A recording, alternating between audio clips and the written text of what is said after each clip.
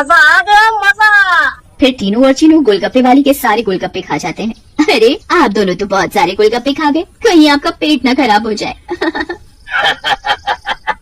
कुछ नहीं होगा हम दोनों को, हम दोनों का बॉडी एकदम स्टील के माफिक है।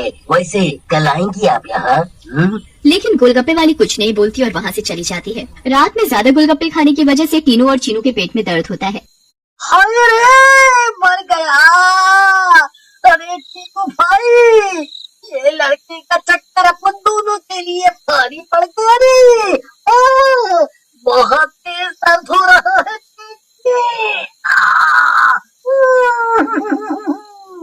सही बोला है भाई, अब उनके पेट में भी बहुत गुड़गुड़ गुड़गुड़ सा हो रहा है और टॉयलेट तो कई बार होकर आया।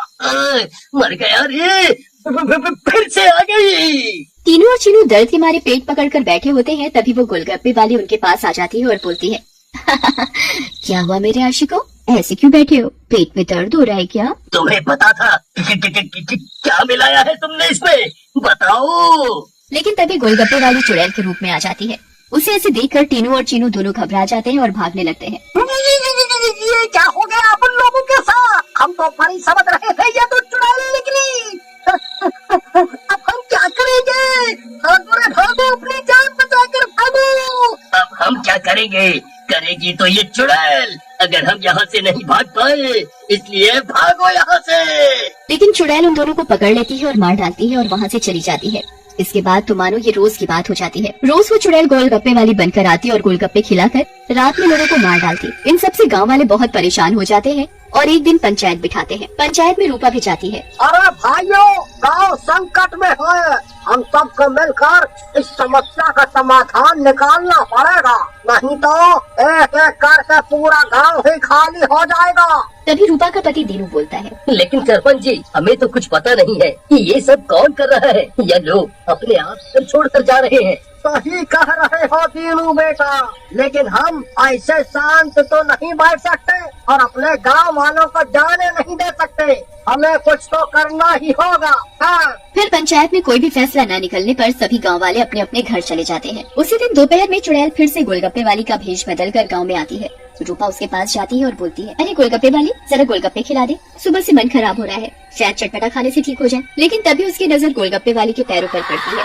गोलगप्पे वाली के पैर उल्टे होते हैं। रूपा ये देखकर समझ जाती है कि हो न हो ये इसी का किया धरा है। रूपा सब समझने के बावजूद गोलगप्पे खाने लगती है और खाकर वहाँ से चली जाती है और दीनू के घर में जाकर सारी बात बताती है, जिसे सुनकर दीनू बोलता है, तुम पागल हो गई हो क्या रूपा? अगर उस गोलगप्पे वाली पर तुम्हें शक था तो तुमने गोलगप्पे क्यों खाए और अपनी जान जोखिम में क्यों डाली? मैंने अपनी जान जोखिम में नहीं डाली, तुमने एक बात पर ध्यान नहीं दिया। गांव में जितनी भी लाशें मिली हैं वो सिर्फ आदमियों की हैं, एक भी औरत की नहीं है। इसका मतलब ये है कि ये चुड़ैल अभी सिर्फ आदमियों को मार रही है। लेकिन रूपा, फिर भी औरतें तो गायब हो रही हैं और वो चुड़ैल निकली तो तुम उसका मुकाबला कैसे करोगी? हम औरतों में बड़ी शक्ति होती है, हम अगर अपनी पर आ जाएं तो किसी को भी अपने बस में कर ले। ये तो एक चुड़ैल है, इसे मैं देख लूंगी। तुम चिंता मत करो। फिर रूपा और दीनू अपने कमरे में सो जाते हैं, लेकिन रूपा की चिंता में दीनू को नींद नहीं आती और वो आंख बंद करके लेटा रहता है। रात में चुड़ैल उन दोनों के कमरे में आती है और रूपा को यूं आराम से सोते हुए देखकर हैरान रह जाती है। ये औरत तो वाकई बहुत निडर है, क्या बात सो रही है, लेकिन आज के बाद डरेगी। ऐसे कहकर चुड़ैल सोती हुई रूपा को उठा लेती है और जंगल की ओर चल पड़ती है। दीनू भी चुपचाप चुड़ैल का पीछा करने लगता है। चुड़ैल एक गुफा के सामने पहुंचकर रुक जाती है और गुफा को खोलती है। खुल जाओ सिमसिम। गुफा का दरवाजा खुल जाता है और चुड़ैल अंदर चली जाती है। दीनू भी चुपके से उनके पीछे पीछे अंदर चला जाता है। अंदर जाकर चुड़ैल रूपा को एक अंधेरे कमरे में ले जाती है और रोशनी करती है। जैसे ही वहाँ रोशनी होती है, गांव की बाकी औरतें भी रूपा को दिखाई देती हैं। श्यामा और सपना भी वहाँ होती है। अरे चुड़ैल, ये सब क्या है? गाँव की औरतें, तुम ये क्या कर रही हो? लेकिन चुड़ैल कुछ नहीं बोलती। रूपा बहन, ये चुड़ैल पूर्णिमा के दिन हम सब औरतों की बलि देगी, बचा लो हमें। ये बचाएगी तुम्हें।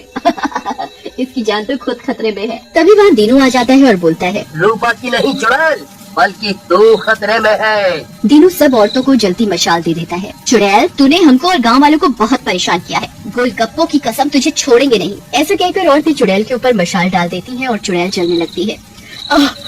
मुझे जाने दो, छोड़ दो। लेकिन चुड़ैल थोड़ी ही देर में जल